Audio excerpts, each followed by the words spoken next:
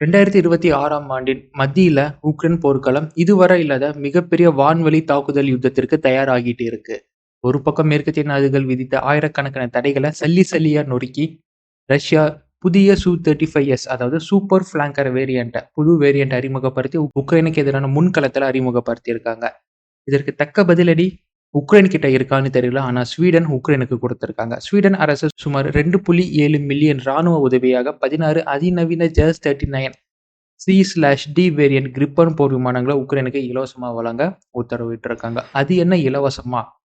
Sweden கை காசு போட்டு 2.7 billion ராணுவ உதவியை பண்றாங்களான்னு கேட்டா, இங்க தான் ஒரு மர்மம் ஒளிஞ்சிருக்கு.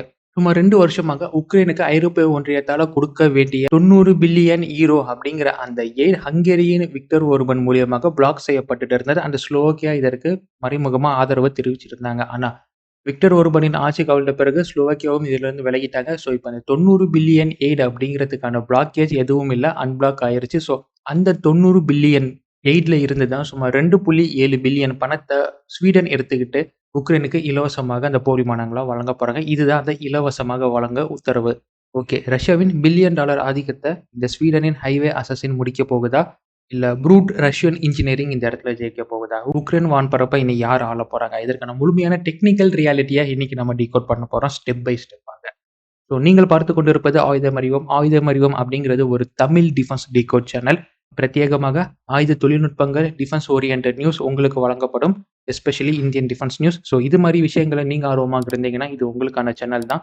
மறக்காம இந்த சேனலை சப்ஸ்கிரைப் பண்ணிட்டு வாங்க. இப்ப யார் கை வாங்க போகுது அப்படிங்கிறத கொஞ்சம் டெக்னிக்கலா பேசுவோம். லெட்ஸ் டைவ் இன்டு இட் நண்பர்களே.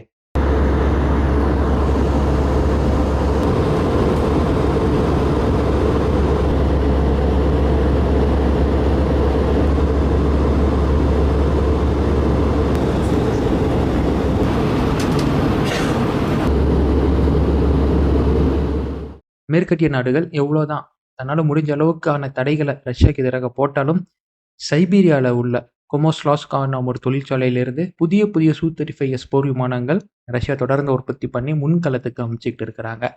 ஆனா இந்த வாட்டி செஞ்ச சம்பவம் கொஞ்சம் பெருசா இருக்கு.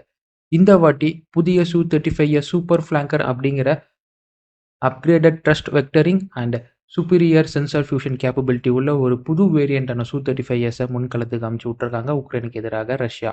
4++ ஜெனரேஷன் கொண்ட ஒரு போர் விமானம். உக்ரைனுக்கு இது மிகப்பெரிய சிம்ம சொப்பனமாக போர்க்களத்துல ரஷ்யா இப்ப இறக்கி விட்டுருக்காங்க. ஓகே, பில்டப் பயங்கரமா இருக்கே. உண்மையாலுமே இது அந்த அளவுக்கு பில்டப்புக்கு ஏத்த போர் விமானமா அப்படின்னு கேட்டீங்கன்னா, it's highly relied on AL-41F1S engine. இங்க கேள்விப்பட்ட மாதிரி இருக்கல. 117S இன்ஜின் நம்ம ஒரு வாட்டி பார்த்திருப்போம். ஒரு வாட்டில 2-3 வாட்டியே பார்த்திருப்போம். Su-57 போர் விமானத்துல ஆரம்ப கட்டங்கள்ல இந்த இன்ஜின் தான் பயன்படுத்தப்பட்டது. அண்ட் சூப்பர் சுகை ப்ரோகிராம்ல இப்ப இருக்கக்கூடிய இன்ஜினுக்கு மாற்றாக இந்த 117S இன்ஜினை தான் மாற்றாக பயன்படுத்த இருக்கு. அப்படி ஒரு பவர்ஃபுல் அண்ட் அட்வான்ஸ்டு இன்ஜின் தான் இந்த AL-41F1S இன்ஜின்.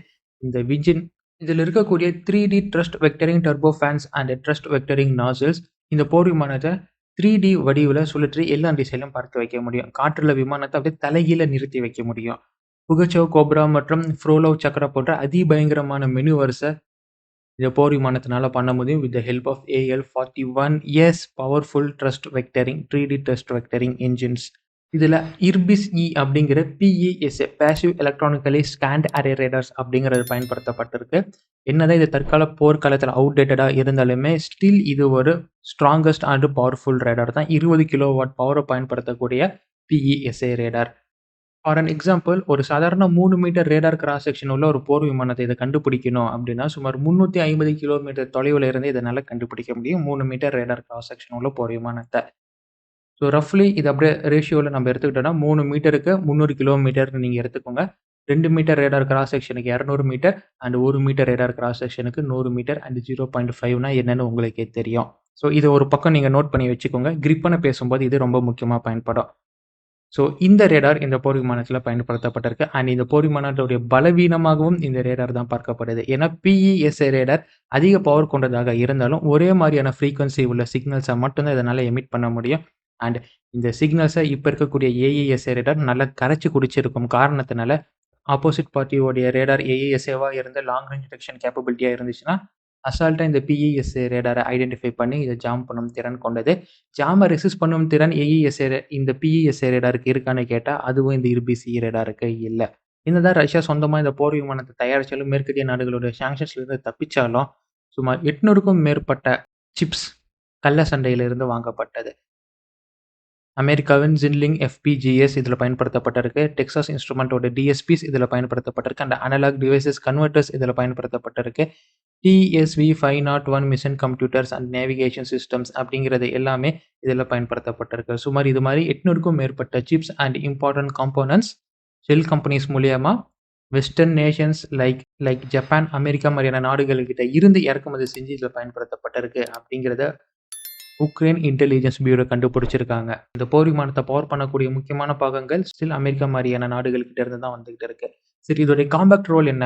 தற்போதைய போர்க்களத்துல உக்ரைன் மீது KAB-500 ரக UMPK கிளைட் பாம்பர் வீசும் Su-34 போர் விமானங்களுக்கு ஏர் சுப்பீரியாரிட்டி எஸ்கார்ட்டை இது கொடுக்குது. இந்த Su-34 போர் விமானம் உக்ரைன் எல்லையிலிருந்து சுமார் 60 முதல் 100 கிலோமீட்டர் தூரத்துல இருந்து இந்த KAB-500 ரக குண்டுகள, கிளைட் பாம்ப்ஸ வீசிக்கிட்டு இருக்கு. இதற்கு ஏர் சுப்பீரியாரிட்டி கொடுக்கும். இன்கேஸ் தேவைப்பட்ட இந்த Su-35S அப்படிங்கிற போர் விமானமும் இந்த ரக பாம்கள KAB-500 கிளைட் பாம்ப்ஸ வீச முடியும். இதே ரேஞ்சில் இருந்து அப்படிங்கிறதும் இதோடைய காம்பேக்ட் ரோலாக இருக்கக்கூடியதாக ஒண்ணு. இப்ப உக்ரைன் கிட்ட இருக்கிற JAS-39 கிரிப்பன் போர் விமானத்த பார்க்கலாமே. ஃபர்ஸ்ட் இந்த Su-57S ஆதிக்கத்தை உடைக்கிறதுக்கு உக்ரைன் கையில எந்த ஆயுதமுமே இல்ல. உக்ரைன் கையில குடுக்கப்பட்ட ஆயுதம் தான் ஸ்வீடனின் கிரிப்பன் CD ஃபைட்டர் ஜெட். மே 28, 2026ல ஸ்வீடன் மற்றும் உக்ரைன் தலைவர்கள் ஒரு MOUக்குள்ள வந்தாங்க. அந்த ஒப்பந்தத்தின்படி 16 கிரிப்பன் CD ரக போர் விமானங்கள் இலவசமாக ஐரோப்பிய யூனியன் நிதியில இருந்து வழங்கப்பட்டிருக்கு. இத ஃபாலோ பண்ணி minimum 20 advanced current generation Gripen EF fighter jets அப்படிங்கிறதும் உக்ரைன் வாங்க இருக்கிறாங்க. அண்ட் இந்த நியூஸ் அதிகாரப்பூர்வமாக சொல்லப்பட்ட நியூஸ் தான்.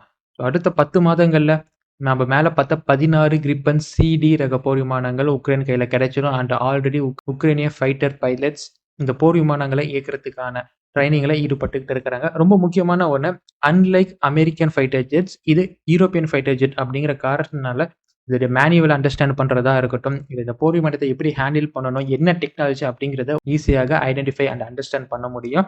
இந்த F-16 போர் விமானத்தில் ஏற்பட்ட அண்டர்ஸ்டாண்டிங் டிலேஸ், எப்படி ட்ரைனிங் அண்ட் கண்ட்ரோல் எடுக்கணும் அப்படிங்கிற டிலேஸ் எல்லாமே இந்த ஃபைட்டர் பைலட்ஸுக்கு கொடுக்க போற ட்ரைனிங்ல ஒரு ஹடில்ஸாக கஷ்டமாக இருக்காது.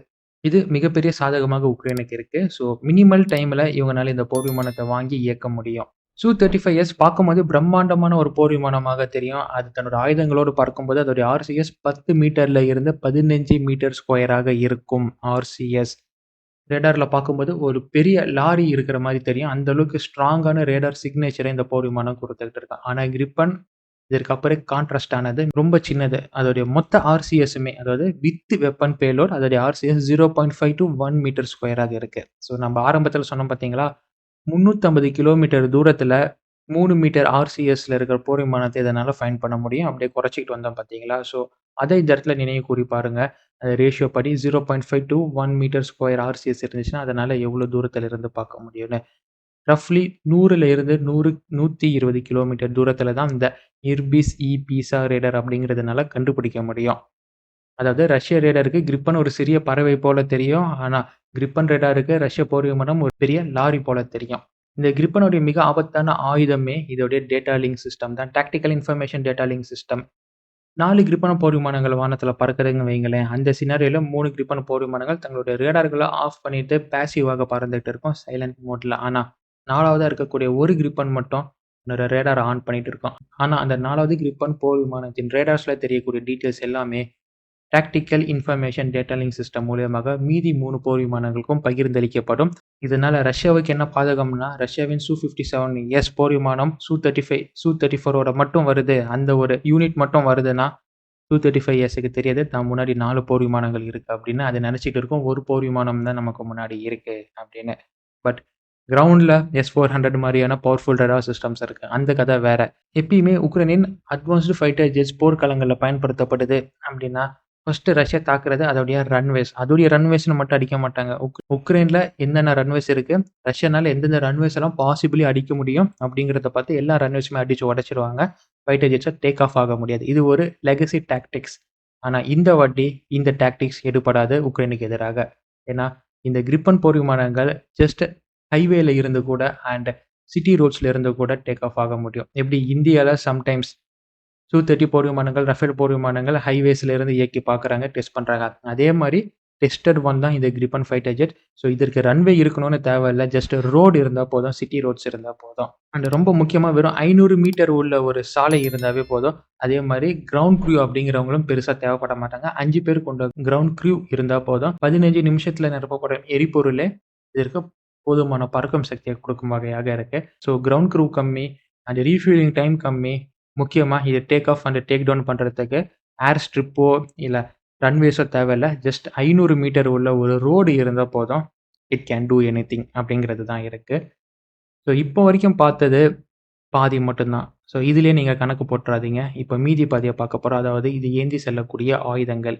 ரஷ்யா அவங்களுடைய Su-35Sல R-37Mங்கிற ஏவுகணையும், R-77ங்கிற ஏவுகணையும் பயன்படுத்தக்கூடியது. இந்த ஏவுகணைகள் சுமார் மேக் 6 வேகத்துல 300 கிலோமீட்டர் வரை போகும். ஆனா சாலிட் ராக்கெட் மோட்டார் ஏவுகணை with the speed of hypersonic. அதாவது என்ன சொல்ல வரேன்னா, இது என்னதான் ஹைப்பர்சோனிக் வேகத்துல போகக்கூடிய ஒரு மிசைலாக இருந்தாலும், இது ஏவப்பட்ட முதல் ஒரு சில வினாடிகள்லயே இதோடைய எரிபொருள் தீர்ந்துரும். With the help of kinetic energy மிச்சம் இருக்க தூரத்த இது கடக்க வேண்டியதாக இருக்கும். ஸோ ஸ்டாட்டிக்கான ஒரு டார்கெட்ட வச்சு நம்ம அடிச்சோம்னா, இந்த மிசைலோடைய அக்யூரசி அப்படிங்கிறது பெர்ஃபெக்ட்டாக இருக்கும். ஆனா ஒரு மூவபிள் டார்கெட் அப்படின்னா, இதோடைய அக்யூரசி கேள்விக்குறியா இருக்கும். கிரிப்பனுக்கு எதிராக இல்ல F-16க்கு எதிராக பயன்படுத்துறாங்க அப்படின்னா, இதோடைய சக்சஸ் ரேஷியோ ரொம்ப கம்மியா இருக்கும். ஏன்னா, அந்த ஃபியூயல் இருக்கிறதுக்குள்ள தன்னோட டார்கெட் இது எங்கேஜ் பண்ணிருச்சுன்னா, எந்த பிரச்சனையும் இல்ல. சப்போஸ் ஃபியூயல் தீர்ந்து கைனடிக் எனர்ஜில மட்டும் போகுது அப்படின்னா, எதிரியின் போர் விமானம் மேனிவர் பண்ணாவே போதும். ஏவுகணையிலிருந்து ஈஸியா தப்பிடலாம். தன்னோட திசைய மாத்துறதோ, இல்ல டக்கு டக்குன்னு மேனிவர் பண்ணி போறதோ, உந்து சக்தி குடுக்குறதோ அப்படிங்கிறது எதுவுமே இதனால முடியாது. சிம்பிளா போயிட்டே இருக்கும். அவ்வளோதான். இதே கான்ட்ராஸ்ட்டா கிரிப்பன்ல மீட்டியார் மிசைல் பயன்படுத்தப்படுது. எங்கேயோ கேட்ட மாரி இருக்குல்ல. ஆப்பரேஷன் சிந்தூர்ல இந்தியா ரஃபேல பயன்படுத்தின அதே ஆயுதம் தான் மீட்டியார் மிசைல். இது ராம்ஜெட் இன்ஜின் தொழில்நுட்பத்துல வேலை செய்யக்கூடியது. BrahMos missile. BrahMos solid fuel ramjet இன்ஜின்ல தான் செயல்படுது. தன்னோட கடைசி நொடியில இலக்க தாக்கும் வரை இன்ஜின்ல இருக்க ஃபியூயல் மற்றும் இன்ஜின் செயல்பட்டுக்கிட்டு இருக்கும். இன்ஜின் ஆன்ல இருக்கும். அதுதான் இதுக்கு சொல்ல வருது. விச் மீன்ஸ் இதனால மேனிவர் பண்ணக்கூடிய ஃபைட்டர் ஜெட்ஸா இருக்கட்டும், இல்ல மூவிங் ஆப்ஜெக்ட்டா இருக்கட்டும், இல்ல ஹை ஸ்பீட்ல போகக்கூடிய ஆப்ஜெக்ட்டா இருக்கட்டும், எதா இருந்தாலும் சரி அத லாக் பண்ணி அழிக்க முடியும். Su-35S மற்றும் கிரிப்பன் நேருக்கு நேர் டாக் ஃபைட் மோதுனா, Su-35S தன்னோட த்ரஸ்ட் வெக்டரிங் இன்ஜின் மூலியமாகவும், தன்னோட மேனியூவர் மூலியமாகவும் ரஷ்யாவிற்கு வெற்றிய தேடிக் கொடுக்கும். ஆனா உக்ரைன் வான்படையில கொரில்லா டாக்டிக்ஸ பயன்படுத்துறாங்க. அதாவது நேருக்கு நேர் உக்ரைன வந்து தாக்க மாட்டாங்க. இந்த சினரியோவ நெனச்சு பாருங்க. உக்ரைன் கிட்ட இருக்கக்கூடிய கிரிப்பன் போர் விமானங்கள் சைலன்ட்டா ஒரு ஹைவேல இருந்து டேக் ஆன் ஆகுது. ரஷ்யாவின் Su-35S பாதுகாப்போட Su-34 போர் விமானங்கள் KAB-500 பம் குண்டு வீச வந்துகிட்டு இருக்கு. ஸோ கிரிப்பன் போர் விமானங்கள் இந்த 100 கிலோமீட்டர் இல்ல 150 கிலோமீட்டர் வரம்புக்குள்ள வந்து தான் இந்த மீட்டியர் மிசைல ஏவணும் அப்படிங்கிறது இல்ல. ஒரு ரேடார் மூலியமாக இந்த போர் விமானத்த ஐடென்டிஃபை பண்ணி ஒரு 200 மீட்டர் ரஃப்லி 200 மீட்டர் தூரத்துல இருந்து இந்த மீட்டியர் மிசைல லான்ச் பண்ணா போதும். Su-35S இதனால ஈஸியா லாக் பண்ணி அழிக்க முடியும் அப்படிங்கிறது தான் உண்மையாக இருக்கு. ஸோ இப்போ வரைக்கும் நம்ம பேசிக்கிட்டு இருந்தது ஏரியல் காம்பேக்ட்ட மட்டும் தான் பேசிட்டு இருக்கோம். ஏரியல் காம்பேக்ட்ட பத்தி தான் பேசிட்டு இருக்கிறோம். இன்னும் ரஷ்யாவின் கிரவுண்ட் ஃபோர்ஸ், டிஃபென்சிவ் லேயர்ஸ் அப்படிங்கிறது எல்லாமே இருக்கு. லைக் S-400 இருக்கு. S-500 சிஸ்டம் இருக்கு. பக் சிஸ்டம்ஸ் இருக்கு. ஸோ இதுல இருக்கக்கூடிய ரேடார்லாம் ரொம்ப சக்தி வாய்ந்தது. ரஷ்யா கிட்டயும் டாக்டிக்கல் டேட்டா லிங்க் சிஸ்டம்ஸ் அப்படிங்கிறது இருக்கு. ரஷ்யர்கள்னாலயும் போர் விமானம் பார்க்க முடியாதத தன்னோட ரேடார்கள் மூலியமா பார்க்க வச்சு அத போர் விமானத்துக்கு கம்யூனிகேட் பண்ண முடியும். அப்படிங்கிற சில கண்டிஷன்ஸ் எல்லாம் ஃபேவராக ரஷ்யாவிற்கு இருக்கும். யோசிங்க அண்ட் உங்க கமெண்ட் பாக்ஸ்ல போடுங்க. அண்ட் இது போன்ற பல காணொளிகளை தெரிந்து கொள்றதுக்கு ஆயுதம் அறிவோம் அப்படிங்கிற நம்ம தமிழ் டிகோட் சேனலை சப்ஸ்கிரைப் பண்ணிக்கோங்க. இது மாதிரி பல வீடியோக்கள் வர காத்து இருக்கு. Until it's signing off from ஆயுதம் அறிவோம் and stay tuned for next video my dear friends. நன்றி, வணக்கம்.